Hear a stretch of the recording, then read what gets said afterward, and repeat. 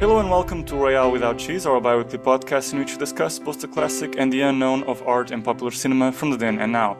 We are your hosts, me, Tomás Ferreira, Leonardo Miranda. Hello. And Miguel Aido. Hey. Today we talk about Summer of 42 by Robert Mulligan, a suggestion by today's special guest, American musician and filmmaker Matt Farley. As always, before any ado, don't forget to subscribe, leave a comment, or simply give us a like. Summer of 42 is a 1971 American coming-of-age romance directed by Robert Mulligan, based on the memoirs of screenwriter Hermie Rocher.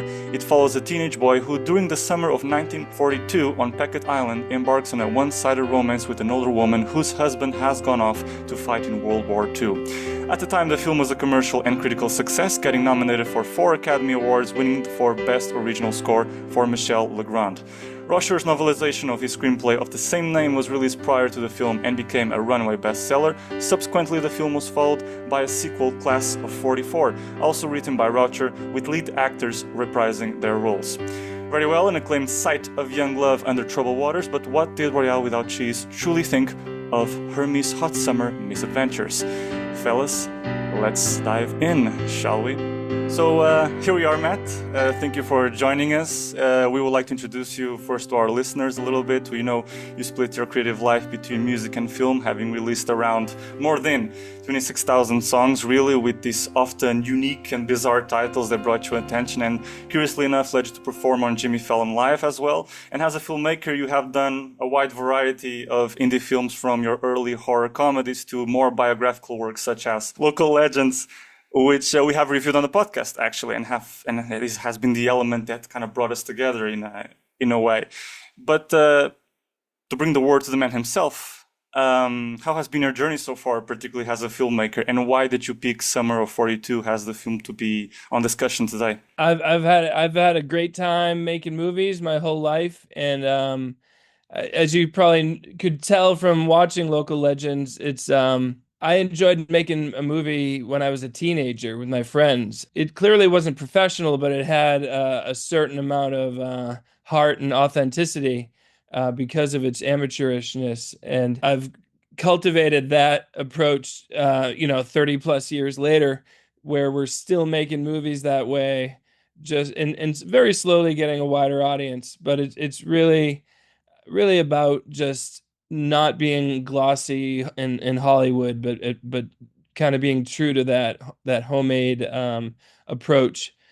And definitely my movies, you could call hangout movies a little bit, I think, where a lot of the fun is just spending time with the characters, not worrying too much about the plot, sometimes forgetting that there is a plot, and the kind of thing that you can just turn on. You can start at any point in the movie, and it doesn't take a long time to catch up, which I think is very true of Summer of 42. It's the kind of movie that when I was younger, it might have been on the television randomly on like a Saturday afternoon. You might watch a little bit and then leave and then come back and watch some more. And it's totally okay because it's kind of a little bit episodic. There's just like these set pieces and these hangout moments, and I just love the way it looked. I love the way it sounds too. Like, I mean, the audio is borderline bad. A lot of the times, like it's like peaking. Because they're like recording audio by the beach. It's noisy. And modern movies would clean that up, but I liked how real and gritty and authentic it felt, and the characters were very believable, and I just liked the slow, gentle way that it worked its way toward the rather disturbing culmination at the end, and then it just ends, and then I just start watching it again. Yeah, definitely. I definitely felt that roughness in the quality of the audio, particularly in the scene where they're the three of them, the terrible trio. They are by the sea, near the sea, in one of the opening scenes, and you just feel the waves. And this idea that often doesn't get past these days because it's so clean, that they are shouting over the waves to try and have this conversation. This very intimate conversation about how to get around girls and what's the key, which also makes you think a lot, given the scene that follows afterward, how in 1940 somethings the information to these things wouldn't be as easily accessible as going to the internet, so to speak, and have all sorts of gurus. So it's a curious little detail. It's a great detail, and it really just shows how things are different nowadays, and I love it. I can't say enough good things. If any of you didn't like it, don't feel bad criticizing it. You won't hurt my feelings. I That's really so liked good. it. Like Yeah, me too. Yeah, I liked it somehow, too. yeah, I Sincerely, never yeah. heard of this film. I was very surprised. Like it's because it's really, I thought it was super. It's like I'm watching teenagers. It doesn't feel like I'm watching like an adult's ideas of how kids act. It's like it's really Yes. up to the more like even nastier sides of how they talk about the girls and things like that. It's really honest, and I was very surprised. Absolutely. And the fact that they're kind of stuck with each other. They're three best friends because those are the only options on the island. Like they fight and then they're like, "I'll see you tomorrow." Exactly. Yeah. Now, I don't know, do you guys know that this is the movie that Wendy and Danny are watching in the movie The Shining? There's a Ah, I heard scene about that. Really? Oh my they're God. watching TV in like the great room of the hotel, and it's summer of 42. So good enough for Kubrick, good enough for me. Yeah, I think it was one of his favorite movies That's a line, yeah. from Kubrick. I think I read it that it was one of his like the movies he really loved. Which again Oh, is cool. strange that the film just doesn't seem to be so in the popular consciousness anymore, Yeah, even though no, it was pretty successful. no one's talking about it now, but I'm trying to change that. You're changing it. Little by little, podcast by podcast. Yeah. And it's interesting because the leads, none of them are, well, they're likable, but none of them are like super likable. They always have hints of being kind of like aggressive teenagers and not being afraid to speak their minds very directly. And it's interesting that the film goes there completely and is not afraid to show kids and boys being like that. Yeah, it feels very authentic and very real, especially how like Hermie's a little bit more thoughtful and I'm forgetting the name of the friend, the Oski. Oski, thank you. Yeah. Oski's like a big jerk, but like just lovable enough that you keep forgiving him for all the mean stuff he does and says. But I mean, I definitely remember people like that when I was younger. And like you said, it's not all good, it's not all flattering, but it all rings true to me. And one of I must point out as well, because again, this is a film that is not widely known. I didn't know it for sure, but then it is a surprise to find out he's the director of To Kill a Mockingbird. So, which is like a reference for cinephiles of classic cinema. So then this, And it's the very music strange. It's not by Michel Legrand, as you mentioned as well. yeah. He's got a Mm-hmm. big old filmography all the way into the Reese Witherspoon movie. I think Man in the Moon, I believe, is All right. one of the ones he did, and that has a similar kind of coming of age vibe to it, which I like. Yeah, but true. Lenny was saying that the music from Michel Legrand is also really good, and we discussed the film here, May We did. December. May December. Yeah. That had the soundtrack from a previous film called The Go-Between, I think. Yeah, from also by Exactly. Michel Exactly. Legrand. And it's interesting to see his music Mm-hmm. once again. He's got a very particular style, but it's Yeah, always very, very very beautiful. nostalgic. Yeah. Yeah, I've got it. I've got the soundtrack on vinyl, prized possession, the Summer of 42 soundtrack. The music, although it's a 70s film, it starts very orchestral, and it's in a sublime, very elegant way that it really echoes classic Hollywood of the 50s. Almost brings my brain to a James Dean movie like East of Eden or Rebel Without a Cause. It doesn't feel, although on the other side visually it's very much a 70s film. So, and then it has this quality, this roughness. Of a TV film at the same time because of that roughness in audio. So it has all these different tapestry. Yeah, kind of.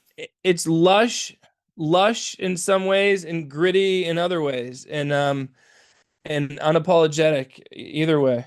We should talk about the woman who Jennifer. Dorothy, or at least she does a great job, and the thing about it is like her character could be 19 or 20 years old, you know? So like Hmm. the age difference is not as drastic as we necessarily think it is. You can tell that she's lonely and also doesn't mind the attention she's getting from Hermie, I would say. It's very interesting to see the development, the evolution of their dynamic. You know, Ermi is really the sole boy of the group who really observes her, and I think one of the charming aspects of the film is that we really get to, at least myself, I get to bond with Ermi because he has this sort of secret passageway into her by being this silent observer of her life from the point that her husband goes off to World War II. So he knows that emotional hook is there and disappears. So when he enters, there's this almost untold sense that I am welcomed here and she also welcomes me. And she's a very lonely person who kind of needs that sort of companionship. And so under the line, I think, which is the sort of the overcurrent of the film, which is you need to grab her by the feels, which is the antagonistic force here, very much brought upon by Oski, which is sort of the thing he imprints on him. You need to grab them by you need to feel them out. That's how you go about girls. You need to feel them, and he's kind of no, that's not it. That's not it. You need to talk to them, and you see that through his behavior with her and how he just allows time to be and to have a conversation, and that's very endearing. Yeah, it's a great scene when he sees the husband leaving on the boat. Just the way they do that, how Oski and the other guy are just like having a dumb conversation, and Hermie's not paying any attention, is just watching what's happening. That's real good. Feels almost a little bit like something Robert Altman would do. Like the way conversations are happening, but then other stuff is happening too. Yeah. Hmm. And the way she's filmed, it's like she's like really dreamy. It really puts you in Oh, the Slow motion. subjectivity. Yeah, the slow motion. You really understand this is like this kid, this teenager looking at her and seeing, a yes. goddess almost. It's His really point of beautiful. view. Yeah, big Yeah. time. And also like how he also Mulligan gives space to the dead moments of the friendship where someone is playing with the ping pong, someone is doing harmonica. Yes. It really speaks to this is boring to be on this island. We need to kill time, and suddenly there's the rush of energy, the adrenaline, the blood flowing is this woman who comes up and brings something different, more complex that will change his life forever beyond these little moments with these friends he's tied to, in a way. Yeah. It's amazing the variety of tones. You know, we have like over the top comedy, we have like super awkward moments, and then, we have the big ending scene and we have romance. It's amazing that it's not really that jarring going from one to the next. Like he pulls it off somehow. Like the going to the movies with the girls and stuff, and Mm-hmm. it's definitely a lot of it's boring moments and then set pieces basically is what we have. I mean, the But the buying the condom set piece, I think, is the Oh yeah. the Yeah, centerpiece of the definitely. film in a way. Such a It's great really scene. so Yeah. much tension in a way. You're like, come on, just get it. And he keeps finding new ways to avoid saying it. And what about some rubbers? It's really, it's great. Yeah, That's I mean, I terrific. get uncomfortable every time I watch that scene. Yeah. Of course. Exactly. Yeah. I mean, the very fact that then he turns on a dime and he becomes a little bit aggressive, like, you know what? You know You know what? what? Yeah. don't make me say it. What do you say? It's incredible. And he has this ice cream cone that it's almost like a metaphor, a visual metaphor for the whole situation, which is Yeah. pink and everything. Give me sprinkles. It's a great scene, But emblematic even scene for the but whole even the idea of clerk, stakes upon stakes. Mhm. even the clerk teases him like unnecessarily. He's like, "What are you gonna do with this?" Like, come on, man. Yeah, Like exactly. completely unnecessary question. Yeah. Great. It's like an inquisition. Like he's a cop, so it's weird at the same time. Anywho, What yeah. it definitely, a lot of people or even a lot of movies will glorify teenage years and make it seem like those are the best years of your life. Whereas this movie, I feel, is much more honest in that it's like you watch this movie and you're like, oh, thank God. Thank God It's I'm not over. a teenager anymore. Exactly. Yeah, exactly. Yeah, It's it's true. It's true. it's interesting because it really shows, like we've said, the gritty part of it, the awkwardness. I think it's a good mix of these dualities that can happen when you're a teen, where you're dealing with friends that perhaps think a bit unlike you, or sometimes like you as well, in the sense that you're just boys and teenagers and you're very like hormonal. But then the interesting side of it is seeing how he's coming to feel something deeper for someone else, and seeing these two sides of Hermie, the side that kind of feels like he's falling in love or developing something strong, and then the other side with Oxy and Benji. Yeah, So it's because these two sides.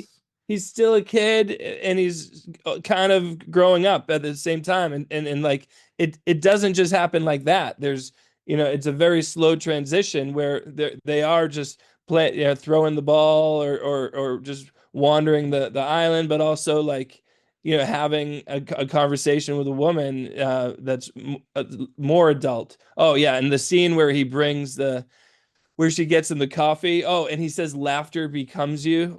What a great line! Like Yes, yes, yes. he's so rigid and so formal Yeah. with her. I love it.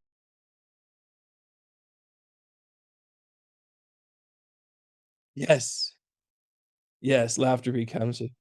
Yeah, I was saying that it's a great, like seeing him trying to speak adult basically in the words he Right. uses is really funny. None of it works. And none of it Yes. works. Yeah. It's just so forced, but it's great. Yeah, yeah. But And it's he has like been rehearsed. Dorothy, like him saying laughter becomes you to Dorothy, like she clearly she's nice enough to not like dwell on how awkward he is, but like she definitely knows it. So like it's just interesting to imagine kind of like what she thinks of the whole thing and like Mm-hmm. is and you're like is she leading on a teenager? Is she not behaving well? Which then makes me think about the fact that she's barely 20 years old herself, and the world is crazy. Like she's recently married and her husband's gone, and it's just like the world is upside down outside of this island, and they don't dwell on it too much, but it's like there kind of, and I think is an influence on all their behaviors. Yeah. Also the matter of the war, which is suddenly like, what is adulthood? Because you finish high school, suddenly you're sent to a war. Yeah. That's her husband and things like it's just, yeah, I understand the fact that she comes across as also very like an adult, but a very young adult, like someone who's still fresh out of high school or should be in college or something like that. Yeah. It just complicates everything. And but then there's also the fact that the film sort of there's a buildup of he's fascinated by this woman. The Oski is always hyping it up like, oh, you're gonna have sex with her, things like that. So there's almost a fear that the film is gonna treat that like triumphantly, like, oh, he finally has sex with her, but it doesn't. It's very No. depressing and suddenly Somber, becomes yeah. somber. Exactly. And it's a dissolve. It's an ellipse. The sex Yeah. doesn't matter. So sorry. Yeah. Almost, all that matters was kind of the lead up to it and what it unveils about her emotional space more than anything. I love the way we enter the house, by the way, which is through his point of view. It's one of the rare times where you see things through the point of view of Hermie and how it looks like a crime scene. It's dark, it's moody, it's shadowy, and you see these kind of bottle kind of laid out in the coffee table and this vinyl still going or not. Just see this open stuff like a person has passed through here, but it's a ghost, it's a phantom. And then the subjective camera becomes objective once he enters into frame again, so it ceases to be his point of view. And then we see her, and the first time we see her, I don't know if it's first her shadow on the wall as she comes out of the bedroom, which was a motif previously in another scene, him seeing her shadow, so that already has almost an erotic connection to the shadow because the suggestion of the bedroom changing clothes. But now it's something much more complicated and tender. It's the ghost thing, and when they start dancing, I love how he focuses on details. Again, the shadows of them two dancing on a wall, and how he noticed the shadow as well, and he's there with her, but she's not there, she's absent mentally, and he's becoming part of this little event that blowed up in her life, and she's not really. It's that question, I think, Matt, is she leading on a teenager? Where is this going to go? Where does she want from this tender moment exactly? When the sex happens, it happens and poof, she's gone again and like, think you can go home, and then she's very soon after she's out the island, Yeah, I mean and I love how it's very unresolved too. Like the tone of the movie is much more comedic than anything. It's comedic and coming of age for 80% of the movie, and then the last 20% brings up all these questions that you just brought up yourself just there, and then boom, it's over. And I think that's bold. That's some bold filmmaking, and it feels like a lot of, you're I guess maybe you're more able to get away with that in the 70s, whereas like nowadays a major motion picture I don't think would dare to go in that direction like that. So hats off to the makers of this movie. And yeah, I think it's interesting to see like the connection. I mean, maybe not the word connection, but I mean, I just find it interesting that, the only reason really we think she's so grown up is because they tell us that. And so it's this constant idea of, yeah, she's an adult. You're gonna have like this massive experience, and no way you're gonna get her. And it's interesting to see that she was never that person really. It's just what we think she is because of these teenagers' opinions. Yeah, well, I mean, one of the times you realize that she's immature, I think, is when they're walking and she's like, "I got a 5-page letter today," and and it's like she's bringing it up because like as just a blatant way that she wants to express that she got a communication from her husband, but it's just like, you know.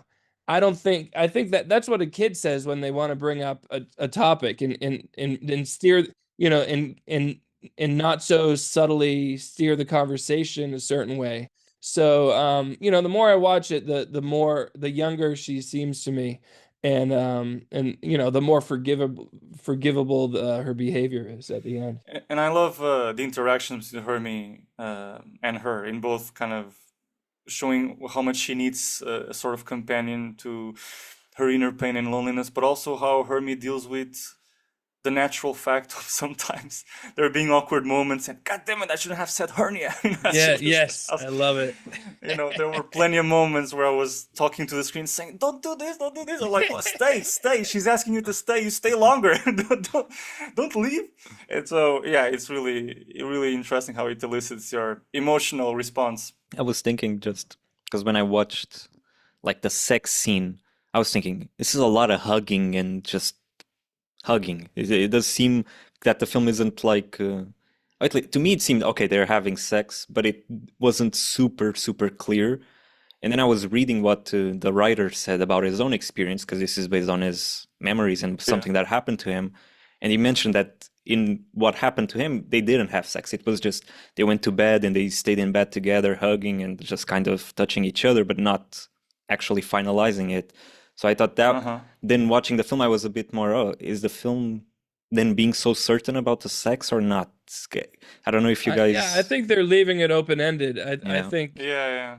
I think so. And I think that's a good decision. And not like another bold decision because I don't know, it feels like more movies made, more recently want to just hit you over the head with what's happening, whereas this movie is not afraid to be subtle. Yeah, and it speaks much more, I think, to their connection if they just sort of cuddle or at least, I don't know, at least engage more emotionally, because it seems Yeah. like it's a fraught time for her, and he clearly understands. I mean, he does have some maturity enough to understand that it's a sensitive time for her. He even cries when they're dancing. So I think he clearly understands that, and I think when they're in bed, there's a lot more to the scene if they're just hugging and being there for each other, so to speak, than actually seeing sex.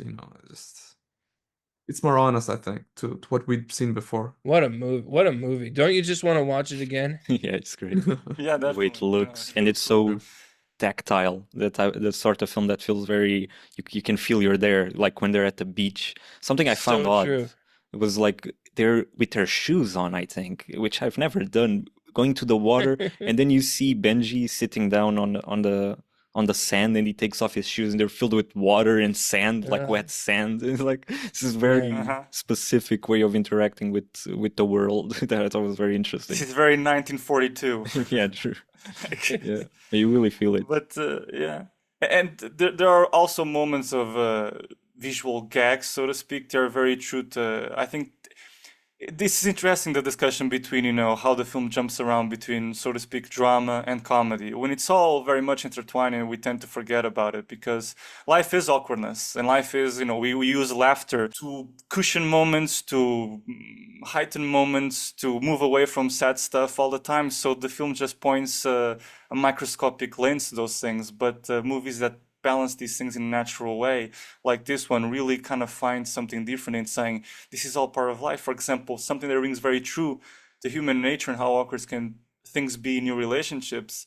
It's kind of the moment where he's in up the ladder receiving boxes from her. He has just seen up close her legs, so there's this impetus to really feel attracted by her in a very kind of adrenaline filled way. And when he's up there and the ladder is shaking, it's a perfect visual kind of cue to that. And I was like, my God, man, you're going to have a heart attack. It's a close up on his face. And it's like, do you want another box? Give me another box. And I'm like, oh my God, what's going to happen? To the images of her, and then it cuts in, she's touching his leg, and it's like, you really understand, like, this is really intense for him. And it's kind of surreal images, because it's very glimpses of these, not even flashbacks. I don't know how you say it in English, but it's like an elapse, it's jump in the future almost. It's him imagining her coming on the ladder.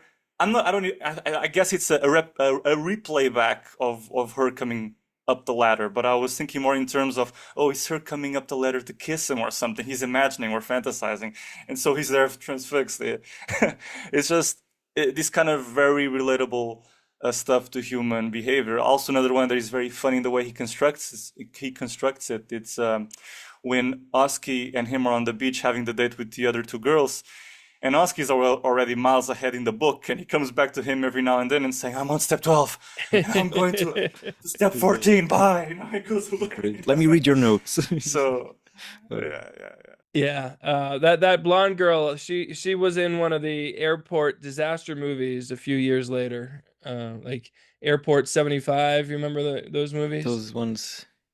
Isn't that what Airport, the airplane movies kind of exactly the ones that Yeah. Airplane spoofed? Yeah. I've heard of that. I didn't know that Yeah. Airplane were a spoof of those movies. Okay. Yeah, Yeah. exactly. Yeah, you next time I'm on, we'll talk about Yeah, we'll talk Airport about 75. Yeah, true. Yeah, definitely. That's the next thing. The sequel. Yeah.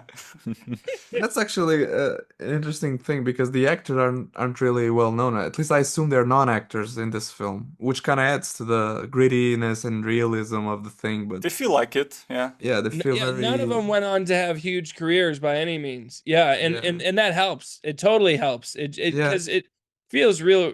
And I mean, I think the main actor was around 15 years old when they made it, and he has that like that smile too. That I wonder if that's just the way he was. That like that smile, undeserved confidence, kind of, Yeah. that maybe a lot of 15-year-olds will have sometimes.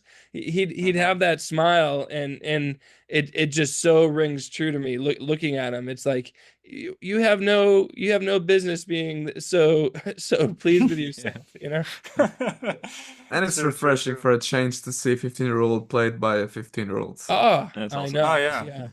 Yeah. And normally the thing is, to get people who are already in their, 18, 20 somethings and to play a 16-year-old, not exactly. Even Rob Lowe had difficulties. I think I remember a story of Rob Lowe saying his agent saying, wait up until you are 20 because, he had jobs until he was 15, but then he couldn't play 15 anymore. So his agent said, you need to wait until you are 20 to start playing again, like 15s or 16 or something like that. So this very contrived business-like model stuff is very strange. Yeah, and I just like how like not Hollywood the movie feels. I guess, I mean, the music is lush, the filmmaking, especially of Dorothy, has a glow about her, but somehow it doesn't feel glossy at all to me otherwise. So yeah, I had a good time watching it for like the 35th time yesterday, and it made me want to. And like I said, it's definitely just I had the kind of thing you just have on. Obviously it's great to sit and watch the whole thing, but it's also if you're in and out of the room and you just want something to keep you company, put on the Summer of 42. I love those types of movies. They just kind of keep you company. You can watch, front to back. Maybe you don't watch it every time, like all the way through, but you just kind of put it on. It's there. It's nice company. Some movies are just company. Have you guys seen Everybody Wants Some, the Richard Yeah, Linklater of movie. course, yeah. That's a Yeah. very Actually, I Hangout as haven't seen it well. myself, but I know. Yeah. That's the same kind of thing where it's like we're just kind of meandering about. There's a little bit of a plot going on, but it's really just about experiencing all these moments. And both of those movies are looking back too. Everybody Wants Some, I believe, takes place in 1980, but it was made in what, 2012, I guess. And this one made in 71 and takes place in 1942. You need to kind of have that distance to fully be able to revel in what was special about an era. Yeah, Yeah. and the movie really echoes that, even in the way it opens with, I don't know if it's stills from the film or actual photos of like just shots. It has this nostalgic quality to it, but it Yes, does not like an romanticize. old postcard kind of thing. Yes. Yeah. But it's interesting you should mention Richard Linklater because when you were talking in the beginning that your movies feel like hangout movies, that was a name that was brought to mind. Was that an influence in your own work when you were doing your films?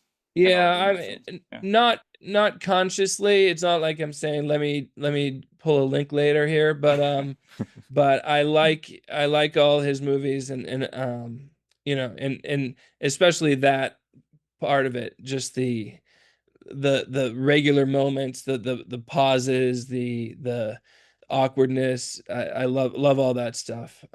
I think Before Sunset is one of the best movies ever, and one of the best endings too. The way they end Yeah. that movie. Oh yeah, It's Oh, the amazing. Jimmy, dance. you're gonna miss that. You're gonna You're gonna miss The miss it. that plane. plane. I mean, oh, so good. Yeah. I'm getting goosebumps just thinking about it. Yeah, and then the camera just pushes in on Ethan Hawke on that really lounging Yeah. kind of Slouching, yeah.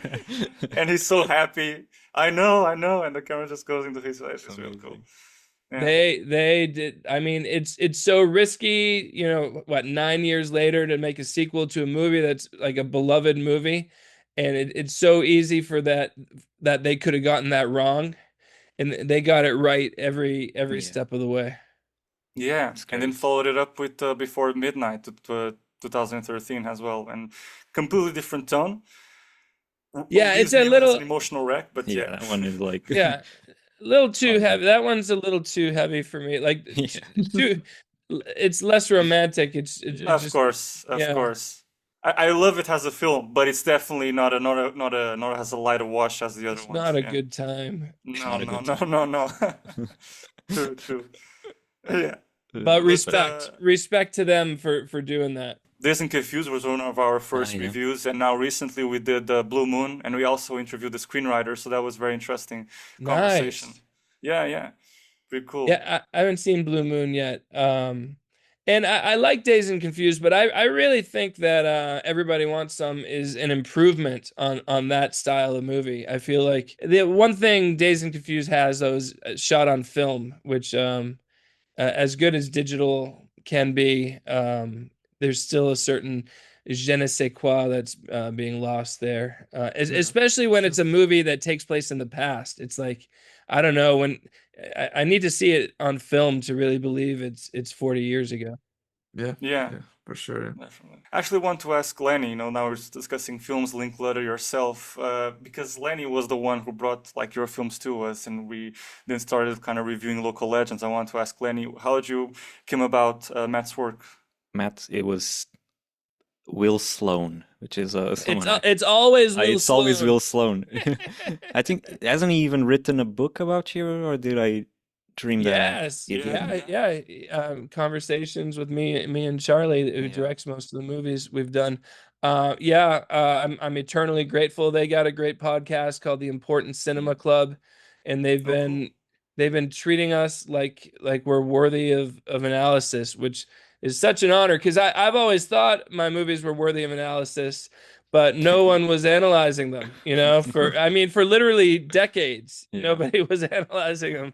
But I'm glad I kept making them. But Will Sloan, so you listen to the podcast or you read his work? I follow him on Letterboxd. I almost always read what he writes on Letterboxd, and he's constantly logging your films sometimes, Yeah. or promoting like a showing, a screening, and things like that. And I noticed, like some years ago, I noticed it. I started looking up, and I was like, this seems like right up my alley, like this DIY low budget filmmaking. Really appreciate that. But then only more recently did I watch it because I think you put Local Legends on YouTube for a week or something like that. Yeah. So Yeah. I watched it. I was like, oh my God, I gotta discuss this with my boys. Nice. Definitely. Yeah. Well, it's like what I find is if I put a time limit on it, I'm like, all right, everybody, Yeah, it's free on exactly. YouTube for 7 days. You got to watch it Exactly. now. Work on Whereas me. if it was just there forever, no, people would be like, yeah, whatever, I'll watch it later. You have to Exactly. create these little situations, and then it's like, all right, they'll watch it free on YouTube. Maybe they'll pay to watch the sequel. Do you guys know about the sequel? I heard about this Bloodbath, right? Bloodbath. I gotta watch it. Yeah, haven't seen it yet, Yeah. Much like Before Midnight, is that what that's called? Is the third one Before Midnight? Is that Before right? Yeah, Midnight, Before yeah. Midnight. Much like that The kind of dark ruins the vibe of the first You went two. sad. You went depressive. I went more demented, I think, Oh, maybe. demented. Yeah. You know how like in Local Legends there's the businessman version of me? Oh, yeah. and the artist. Yeah. In Bloodbath, the businessman starts killing anyone who Oh, wow. distracts the artist from being productive, which Amazing. yeah, I had a lot of fun ruining all the good vibes that I had That's good. Yeah. brought up. Yeah. Final note, but I did watch because we talked about Summer of 42, but so I watched your movie, which is what is it, Monsters, Marriage, and something like that in Manchegas, and I thought, Right. which is I didn't, it wasn't intentional, but it also has summer vibes, that type of thing. Big time. Yes, time. that was our attempt to make a summer movie, and it's shot on film, so it does have exactly. those moments where you can almost feel the heat almost, and just like the sunshine is huge. And I hadn't even seen Summer of 42 yet when we made that movie, so there was no direct influence there. But and that's another movie that's got plot, but it's really just about the friends hanging out with each other. Thanks for checking that out. Yeah, it's quite a it's like every time we make a movie, then we have to think to ourselves, should we spend money promoting the current movie, or should we spend money making another movie? And we always choose to make another one, and the philosophy being like, maybe we'll just make so many movies that people will finally just give up and watch one of them. Hey, it kind of worked out. But even in Local Legends, you kind of talk about the frustrations of promoting a film. Is like, yeah, I know film festivals, I've been rejected a billion times. So it's like, okay, I mean, somebody eventually might find them. The talk with the uncle. Yeah. It's something else. But Will Sloan is probably going to be in our next movie, so you'll have to take in his next review, take it with a grain of salt. With a grain of salt. Now he's biased. Yeah. But let's face it, he was gonna support the movie either way, I'd say. Exactly. I actually want to ask you about also your next projects. I noticed that you have one called From the Cabin, if I'm not mistaken, then Hypernormalized. Is that still going? Yeah, well, those are movies that I just appeared in. I didn't make it as an actor, right? You're shooting a new one, right? Is it Evil Spot or something like that? Yeah, so From the Cabin was like a student film. Just randomly, some students emailed me and said, will you come? It was about an hour drive from where I live, and said, will you come spend the day and film in our movie? And I was like, of course, happily. So met some cool people, had a good time. I haven't even seen the finished product yet. And then Hypernormalized is a guy from Canada, I believe, who's making a movie. And I just had a small role that we actually filmed on, like, my face is on a computer in a Zoom call for those scenes. So those are easy. But then Evil Spot is the one that we're making now. And it's good and epic, and I'm very excited about it. But you won't be able to see it unless you come. It's only for public screenings in the region where I live. We're not going to put it online. We're not going to put it on Blu-ray. So plan a pilgrimage next year, please. Exactly. Any reasoning behind not putting it online, just being public screenings? Yeah. Well, I just think it's cool. I think it's much like the YouTube window. Sometimes when you limit people's ability to see something, it just drives them crazy and they really want to see it, And then, like, when we do put it on Tubi, for instance, we make very, very, very, very little money. I mean, borderline zero. And so it's like, all right, we're not losing anything, but like, let's try something kind of outside the box, a little far out. And something that kind of drives people crazy. People have reacted quite negatively to everyone I tell about it is like, what do you mean? You know? And that's a sign to me that we're on the right track. Right. So yeah, we're gonna screen it a few times a year is our plan once it's Okay. finished. And where is the region? The region's called New England, which is like the top the Okay. six states in the northeast of the U.S. And the movie is very like focused on New England. You know, like we're gonna film in all 6 states and really highlight like what's unique about it. So it thematically it kind of fits, but mostly we've talked for years like wouldn't it be cool to make a movie that's only ever in theaters? And so it's like, all right, we have like 18 movies that are very readily available. Let's have one that's kind of hard to see. Isn't Summer of 42 set in Nantucket, which is there? No. Am I mistaken? Yeah, I'm not positive exactly which island it is, but I think it is in the Northeast. So yeah, for sure. And has a last curiosity, since we spoke about your acting appearances as well in these last upcoming films, I came across something very curious. You were a bailiff in Big Stan with Rob Schneider. No, Or no? somebody named Matt Farley Oh, wow. was, Okay. and it's not me. All right. That And was I don't know. surprising. Okay. Oh, like, really? I don't know how it got mixed up, but yeah, people. Alright. I've seen that on the IMDb page, whatever. I don't know how to edit it, so Right, but right. Of course. we can let people Forget believe. about it. Let people believe I was Maybe in like big part of the Stan. mythology. Stan. Yeah. I never heard of that movie. Yeah. I remember seeing it on TV, glimpses of it, along with other Schneider Big films. I think he's some sort of like, yeah, he's I think some sort of accountant or some kind of one of those jobs where he goes to jail because he's a bit scammy, and then he gets with the kung fu master, so he is in jail and he can actually fight up against the other people. It's that kind of thing. Amazing. There's so many movies. It's so crazy. You know, you think you True. like Robert Altman's always an example I use for that. Well, like when you think, oh, I know all of Altman's movies, and then you look at his filmography and you're like, what is that? This random movie he made in like 1988. Yeah. Or like 3 movies he made in 1 year. It's like it's crazy how much stuff is out there. And it's Yeah, sure. frankly crazy that I think I could ever reach a point where lots of people watch mine when there's so many other options. But I'll keep trying. Yeah, well, hey, same for podcasts, right? You know, Exactly. True. Exactly. we're podcasting into the void, and, Yeah. and but it's like you never know. You put it out there, you'd be surprised. I mean, you guys did your podcast about me, and I emailed you. Is that Yeah, how we exactly. got? Yeah, because Yeah.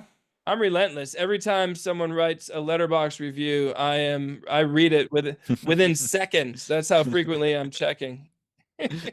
Of course. I understand the feeling. And good. I love the podcast. I love the name too. It's good.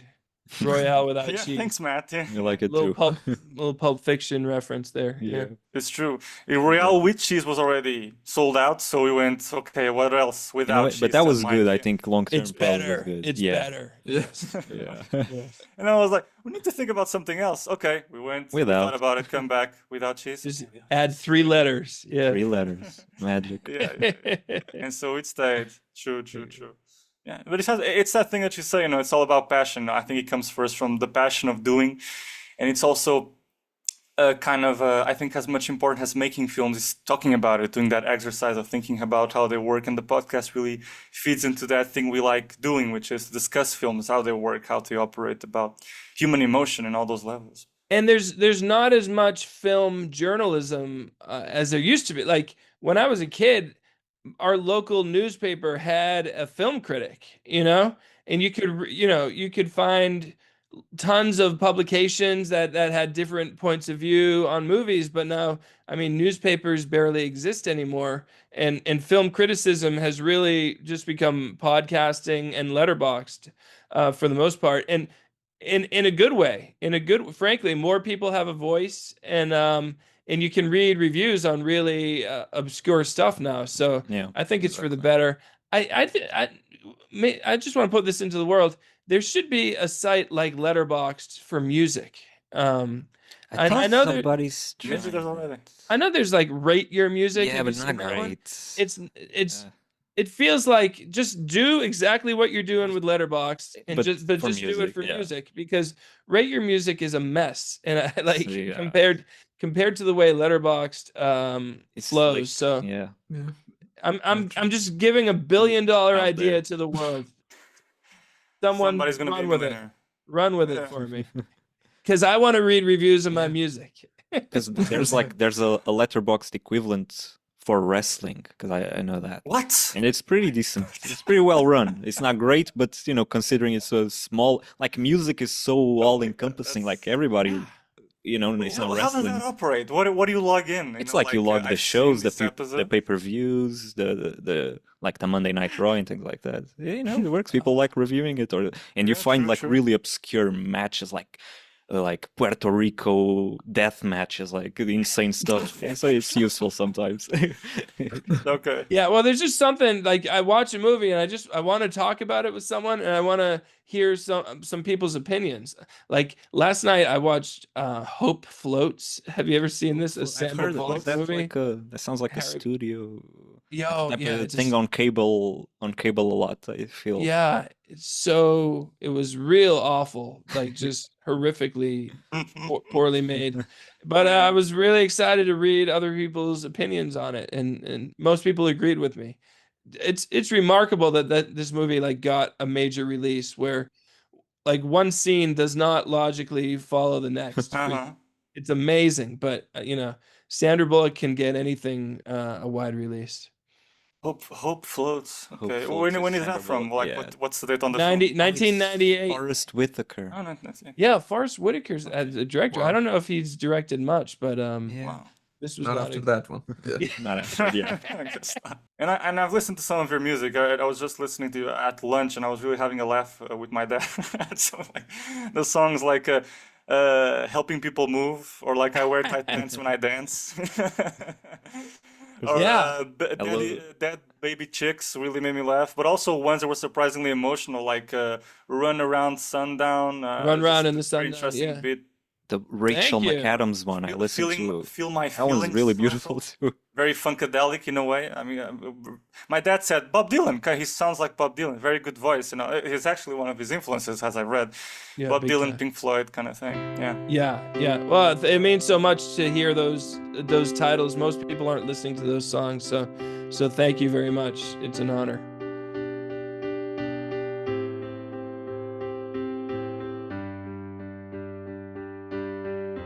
Oh my god, what's this? Change shirts. I guess I challenged the quantum mechanics of podcasting. There you go. But anyway, that's all for today, folks. We would like to thank Matt Farley for being here today. He is truly a great filmmaker and was a great guest. And if you'd like to reach out and suggest a film for the next episode, you can find us on the podcast official Instagram and website pages. Feel free to subscribe, share this episode, or simply give us a like. That's how our podcast can grow ever more groovy. And if you're on YouTube and want to see more videos like this, check out this next video right here. Thanks for listening and see you next time. Bye. Bye. See you next time. See you Have a next beautiful time. day.